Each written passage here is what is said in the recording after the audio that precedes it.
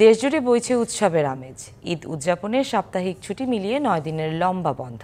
টানা ছুটিতে ভ্রমণ পিপাসু মানুষের ঢল নামার আশায় সাগরকন্যা কুয়াকাটার ব্যবসায়ীরা পর্যটকদের বরণের সব প্রস্তুতি সম্পন্ন করেছে তারা। এরই মধ্যে হোটেল মোটেলগুলোর 70% বুকিং সম্পন্ন হয়েছে। জোরদার করা হচ্ছে নিরাপত্তা ব্যবস্থাও। ঈদ উল ফিতরের লম্বা ছুটিতে ভ্রমণ পিপাসুরা যান্ত্রিক শহরের ক্লান্তি দূর করতে ছুটবেন সূর্যোদয় ও সূর্যাস্তের বেলাভূমি সমুদ্র সৈকত কুয়াকাটায়।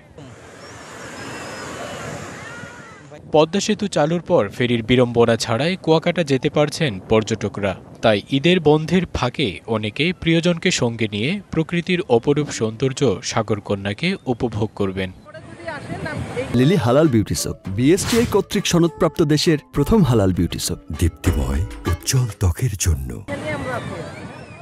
মানসম্মত সেবা দিতে হোটেল মোটেল থেকে শুরু করে রেস্তোরাঁ, যানবাহন, গাইডসহ অন্যান্য সেবাদানকারী প্রতিষ্ঠানগুলো এরই মধ্যে প্রস্তুতি সম্পন্ন করেছে। এবছর বিপুল সংখ্যক পর্যটক সমাগম হবে বলে আশা ব্যবসায়ীদের। এরই মধ্যে হোটেল মোটেলগুলোর 70% বুকিং হয়েছে।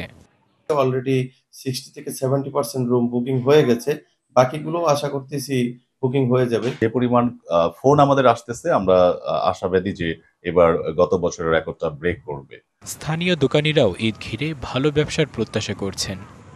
নতুন মাল উঠানো হয়েছে, আশা করি কুয়াকাটায় বিপুল পরিমাণে পর্যটক আগমন হবে। আমরা ট্যুরিস্ট পুলিশ কুয়াকাটা জোন যে কয়টা স্পট আছে সর্বত্র আমরা বিচরণ করব।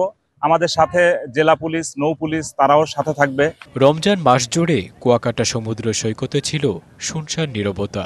এবার লম্বা ছুটিতে সেই নীরবতা ভাঙার তোড়জোড় শুরু হয়েছে। ঈদের ছুটি হবে উপভোগ্য ও নিরাপদ, এমনটাই প্রত্যাশা সবার। DBC news desk.